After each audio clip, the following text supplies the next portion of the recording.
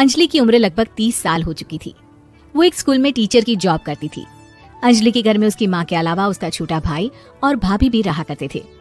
30 साल की उम्र होने के बाद भी अंजलि की अब तक शादी नहीं हुई थी। इस बात को लेकर अंजलि की माँ रुक्मिणी देवी काफी परेशान रहा करती थी।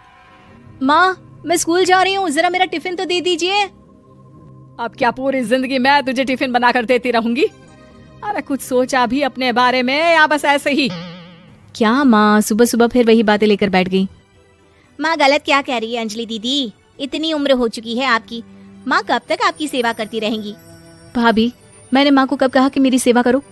वैसे भी अपना टिफिन मैं खुद तैयार कर लेती हूँ, बस टेबल से उठाकर देने को ही तो कहा था। वैसे अंजलि दीदी, देखा जाए तो टिफिन उठाकर देने की उम्र तो आपकी है। आपका अपना घर परिवार बच्चे होते तो ये जिम्मेदारी आज आप पूरी कर रही होती। एक बात मेरी समझ में नहीं आती, अगर मेरी शादी नहीं हुई तो इसमें मेरी क्या गलती है और तुम सब लोग मेरे पीछे क्यों पड़े रहते हो? अरे कुछ कहना क्या पीछे पड़े रहना होता है? अपने छोटे भाई को देख, तुझसे 3 साल छोटा है लेकिन 2-2 बच्चे खेल रहे हैं आंगन में। मुझे आप लोगों की कोई बात नहीं सुननी, जा रही हूँ मैं। और आप में से किसी को मेरा कोई काम करने की जरूरत नहीं है, मैं खुद संभालूंगी। इतना कहकर अंजलि वहां से चली जाती है। शाम को जब अंजलि अपने स्कूल से लौटकर घर वापस आती है तो उसने देखा कि पड़ोस वाली निर्मला चाची वहां पर बैठी हुई थी। क्या बात है अंजलि बिटिया, नौकरी करके वापस आ गई? जी चाची जी, कैसी हैं आप?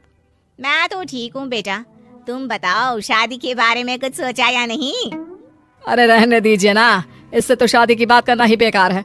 कुछ भी कहो तो गुस्सा करती है, बात बात पर आंखें दिखाती है। माँ, आप ऐसा क्यों कह रही है? मैंने कब आप पर गुस्सा किया?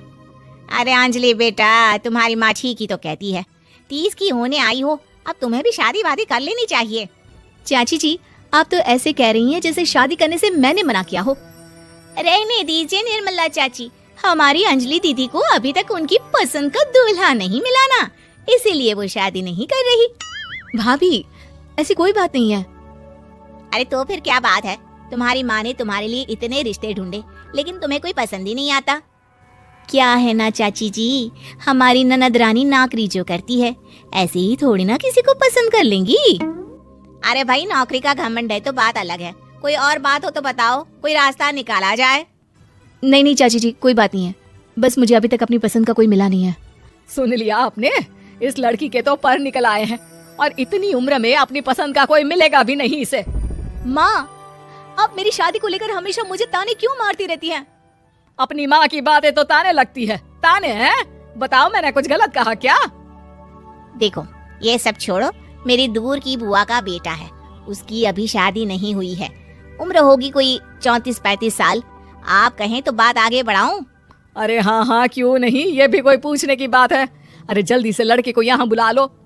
माँ, आप मुझसे पूछे बिना मेरी शादी की बात करने जा रही हैं और मेरी उम्र 30 भी पूरी नहीं हुई है। निर्मला चाची कह रही है कि वो लड़का 35 साल का है। अंजलि दीदी, आपको क्या लगता है इस उम्र में कोई फिल्म का हीरो आएगा आपके लिए? देखिए, अब पसंद और नापसंद की बात तो रहने दीजिए, पसंद करने की उम्र तो आपकी निकल चुकी। अब तो जो भी मिले उसी से शादी कर लीजिए, इसी में भलाई है। तेरी भाभी बिल्कुल ठीक कह रही है, अब जैसा रिश्ता मिले उसके लिए हाँ कर देना ताकि हम भी गंगा नहाए। ठीक है, चलिए मैं उस लड़के को कहती हूँ, वो कल ही अंजलि को देखने आ जाएगा।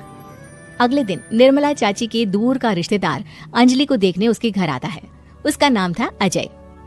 अंजलि जी, तो आप नौकरी करती हैं, वो भी स्कूल में? जी हाँ, मैं स्कूल में टीचर हूँ। हमारी बेटी बहुत होशियार है। अरे पढ़ने लिखने में इतनी होशियार है, इसीलिए तो इसकी नौकरी लगी है स्कूल में। हाँ हाँ ठीक है आंटी जी, जरा मुझे भी तो बात करने दीजिए आपकी बेटी से। जी पूछिए ना, क्या पूछना चाहते हैं? अंजलि मैडम, ये तो बताइए कि आपने अभी तक शादी क्यों नहीं की? बस ऐसे ही, कहीं कोई रिश्ता पसंद नहीं आया इसलिए। लेकिन क्या मैं आपसे पूछ सकती हूँ कि आपने शादी क्यों नहीं की? अंजलि, क्या कर रही हो तुम? लड़कियों को इस तरह की बातें नहीं शोभा देती। रहने दीजिए आंटी जी, आपकी बेटी काफी पढ़ी लिखी है, मैं उनके सवाल का जवाब दे ही देता हूँ।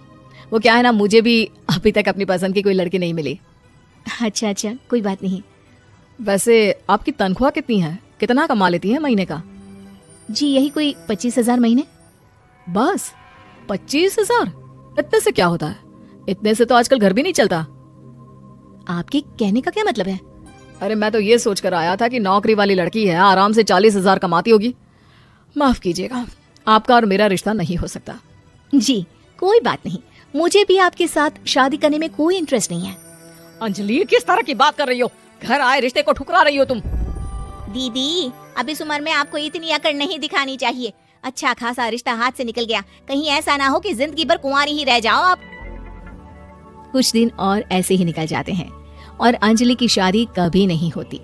अंजलि के परिवार वाले बिंदास उसे ताने मारते रहते हैं, लेकिन अंजलि एक बड़ी नौकरी की तैयारी करती है और उसमें सिलेक्ट होने के बाद अंजलि को एक बहुत बड़ी नौकरी मिल जाती है। अब तो दीदी के नखरे और भी ज्यादा बढ़ जाएंगे भाई। अब तो इतनी बड़ी नौकरी जो लगी है, अब इनकी शादी होने से रही।